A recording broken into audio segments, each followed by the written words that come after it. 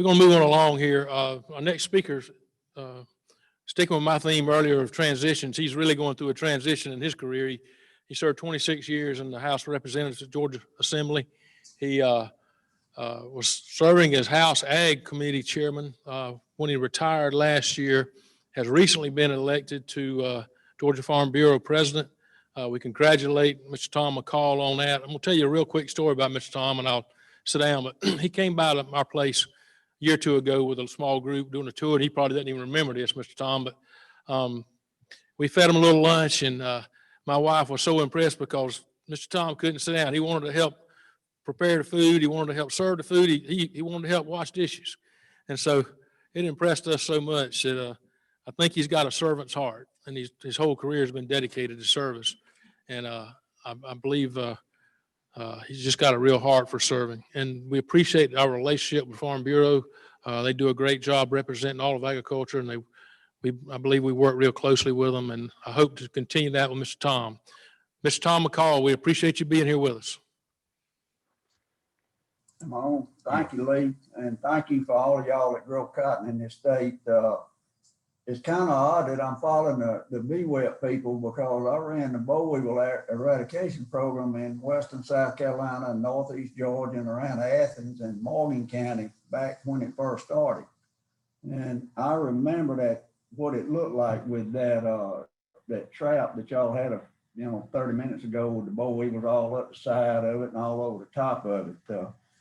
And Mr. Allen was talking about being efficient with the trapping. Nowadays, we had traps circling the field, and if there was a hot spot, we put them all out in the middle of the field. And back then, we didn't even count them; we just measured them. I used to could tell you how many boll weevils was in a cup, but I can't now. But that's how we counted them back then. And our part of the state was the first one to be declared eradicated. So I hope we never see another boll weevil. I can tell you some interesting stories from what we used to have to deal with back then.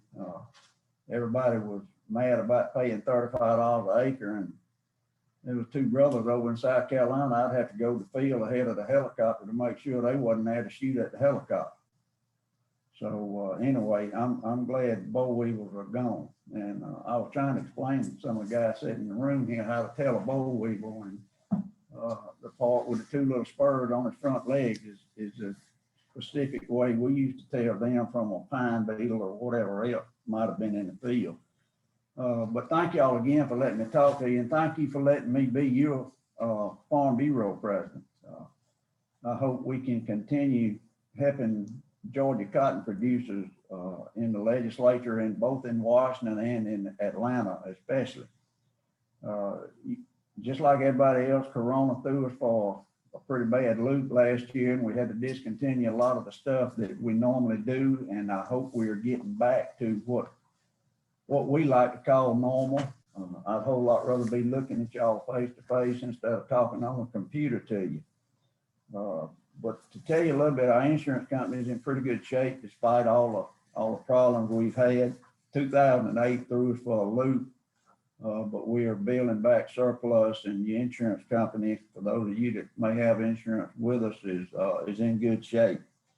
One thing I want to do, and I learned, and I think we all learned on some of the elections over this past year, is we're looking at starting a PAC. We are working toward that goal right now. We're getting the mechanics of it worked out, and we learned a lot from our sister states. I appreciate the Cotton Commission's support with the mobile ag classroom that we have.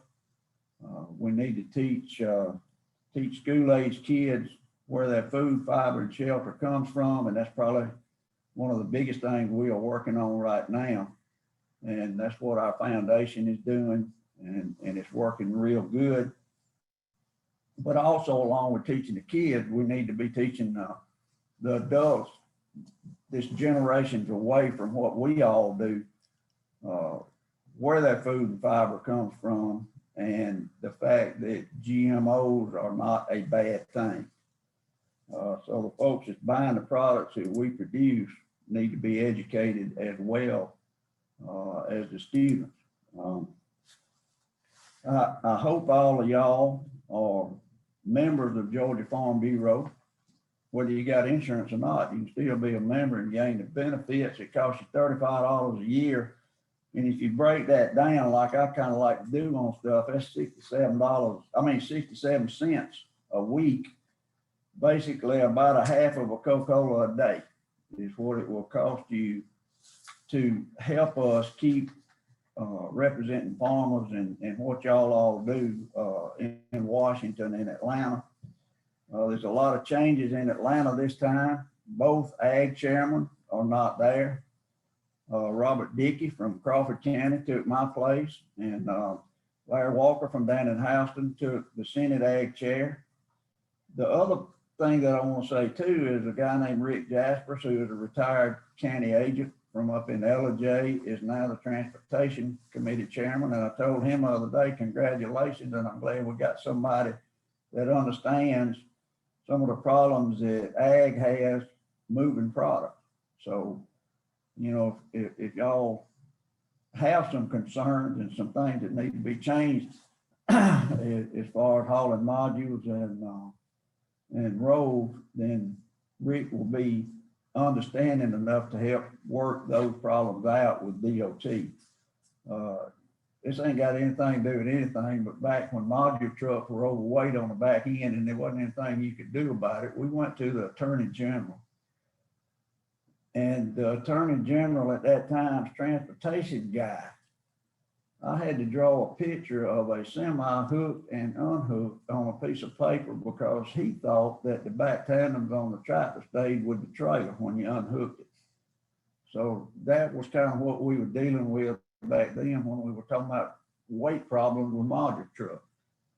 So that's why we need to keep people that understand agriculture in positions that can help us. Tyler Harper's still the Natural Resource Chair in the Senate, and Lynn Smith is in the House, which they have an understanding of what we all do for a living when it comes to EPD and environmental regulations. I really don't know what's going to happen with EPA in DC. It kind of concerns me, and it should all of us. We just got to work with what we got, and that's what Farm Bureau is going to do because we realize that. I know most of you know Raina Churchill, and I appreciate him representing Georgia Farm Bureau at y'all's Cotton Commission meetings. As time allows, I hope I can get to come to your meetings in person and gonna be visiting with y'all. And that is if you'll let me. You know, our policy team understands cotton issues. Our whole group that works with policy works for y'all and are working on a lot of stuff all the way from the seed code issues to working with sister states to help improve some of the WHIP plus programs to directly help cotton producers. So whenever the farm bill comes up, we'll be working hard on that and with a focus on what each and every one of y'all do since we produce so much cotton in the state of Georgia. I grew up on a cotton farm. I picked cotton by hand and thought I had died and gone to heaven when we got a one-row cotton picker that you take off the tractor and use, you know, set the picker up on 55-gallon barrels, which is what we used to buy toxaphene and methylparathon in. And I know what they were talking about when you're spraying 20 times a year. And that's what we have got to educate people on GMOs and how much good the boll weevil program did for those that are environmentally concerned about some of the way that we do things now. I have sprayed Nyran and trying to kill boll weevils, and my eyes would be jerking when you come out of the field because you turn right around with a no cab, no nothing sprayer right back into the spray mist. So we have gone so far toward improving the environment that I don't know how anybody can argue with what we do and what y'all do. So anyway, thank you. If there's anything any of the policy team or Farm Bureau can do, please call us and we'll work hard for you. And I do hope if you're not a member, you will consider joining. So Taylor, Mr. Bart, thank y'all for letting me talk to you. And I'll be happy to listen to any concerns you have. My door is always open, especially the folks in production agriculture. So thank y'all very much.